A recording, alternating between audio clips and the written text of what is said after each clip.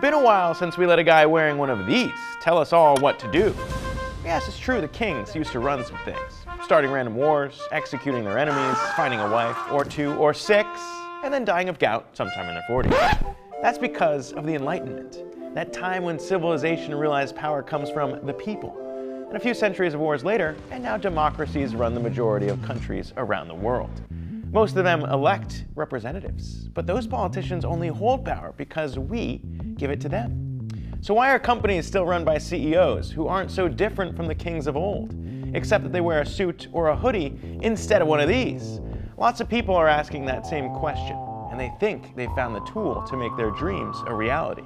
The Decentralized Autonomous Organization, aka a DAO. Before we get to DAOs, it's important to talk about other strategies workers have used to gain power in the workplace. How about unions? Well, only around 55% of Americans see unions as a positive force in this country. Not exactly an overwhelming majority. There are publicly owned companies, but there's a limit to the amount of power shareholders have. You might own stock, but have you ever voted on the color of an upcoming iPhone? No. There are also worker-owned cooperatives and companies with non-traditional management structures. One of the coolest is Valve, the company behind the Steam video game marketplace and some of the most popular video games of all time. At Valve, there are no managers, no corporate hierarchy, no set teams. Instead, everyone works on rolling desks. And if you don't like what you're doing, you can literally roll on over to another team. They do over $10 billion a year in revenue, and their founder seems pretty chill. These models have some solid ideas, giving power and a real voice to the workers, trying to stop CEOs from hoarding too much of the profits, and not letting management get in the way of getting real work done. By the way, has Meta added legs to their $36 billion metaverse yet? Nope. Interesting. But obviously, these non-traditional models won't work with every company. There are plenty of issues with how Valve handles necessary but unfun work, like squashing bugs and banning hackers, and how it handles promotions and internal disagreements. And how would you do that if no one is in charge? It isn't true to say there's no management at Valve. It's just there's no institutionalized management. So when people are bad managers, it can take a very long time for that to be addressed. So there are issues with having no one in charge. What if we put everyone in charge? That's where DAOs come in. They're decentralized, meaning that in theory, there's no CEO and no board of directors. Autonomous, meaning it runs by itself, and you probably already know what organization means, though you wouldn't know it by looking at your room. Clean that shit up. DAOs are pitched as an evolution of those organizational models we just discussed. Say you start a company that's like Uber, but for piggyback rides. If you're tired of walking, you can summon someone on your phone to give you a piggyback ride from point A to point B. Fun. Let's call it Lyft. Taken. Piggybacker? Sounds like a sex thing. Giggyback? All right, we're going with Giggyback. But giving piggyback rides is hard work. So is designing and maintaining an app that runs the platform, responding to customer complaints. Can you speed up? Promoting the app, expanding around the world, and all the other things Giggyback needs to do. To make Giggyback a DAO, first we assign a value to all those different activities, then reward contributors with tokens. If you write a certain number of lines of code, that's worth some tokens. Finding bugs in those lines of code, more tokens. Promoting the app on social media, you can have more tokens for that, and so on and so forth. And then, all the token holders can use their tokens to vote on the direction of Giggyback.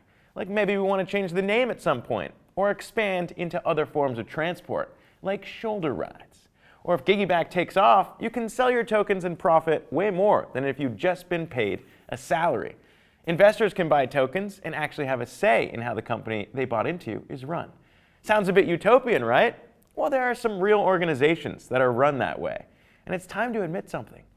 Most of those companies are in the cryptosphere. Oh, wait, don't close the tab, because I promise this idea is interesting. After all, we're only covering this topic about DAOs because the Coinage community voted for it.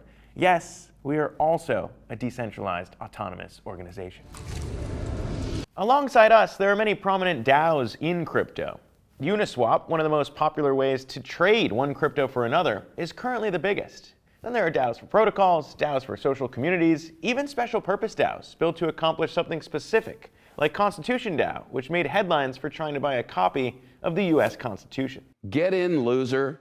We're buying the Constitution. DAOs love crypto because having digital money that can travel anywhere around the world means anyone can join your DAO.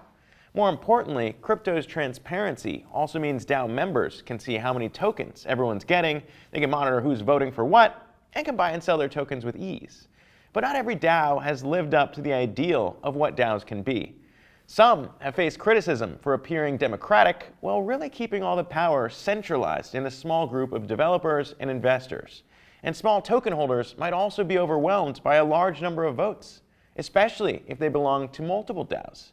Here in the US, we only hold a presidential election every 4 years. And even then, only 2/3 of people showed up to vote last time. And that was a heavy turnout year. Some DAOs let their community members delegate their tokens to a representative whose values align with theirs. This, of course, has other issues, though. How do we prevent career DAO politicians? What about bribes? But to be fair, we've been working on American democracy for almost 250 years, and we still can't get along.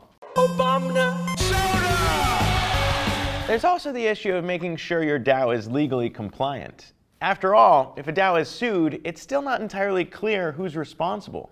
Courts aren't even totally sure how to serve DAOs with legal notices. And converting your company into a DAO could also be a way to shield some of that responsibility. It's something Eric Voorhees told us was a driving force behind converting his crypto company, Shapeshift, into a DAO when regulators threatened to shut him down.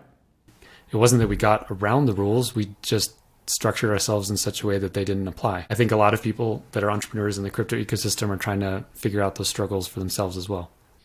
Look, I'm skeptical about the DAOs we have now. And yet, I helped build this one because the underlying idea is powerful. There's a seed of a true revolution here, one that could upend the way we work, just as crypto might revolutionize our financial system. After all, millions more people are working remotely now compared to before the pandemic. DAOs would make it easier to work for an organization based anywhere in the world. Or you could contribute to a DAO alongside your full-time job, potentially getting a huge payout if the organization succeeds. Until we started giving our members control over our stuff, we had no idea just how complicated a DAO might be. My idea from last week, for example, to invest our treasury into Dogecoin actually didn't even pass. But we believe in the idea of community control and community ownership. So if you want to make your voice heard in the governance of what Coinage is building, listen up. Our subscriber membership passes are dropping for a limited time on May 8th. Sign up for emails on our website to be notified of the drop and for the chance to mint early at half price. They'll let you watch our stuff ad-free, contribute to editorial discussions, and vote on key issues. They'll also let you mint a caucus membership pass at a big discount, which offers legit, legal ownership of Coinage. I hope you'll join us, or at least like and subscribe if you learned something. Otherwise, I'm gonna get a giggyback ride to your house and... Anyways, I'm Zach Guzman. This is Coinage. Stay safe out there.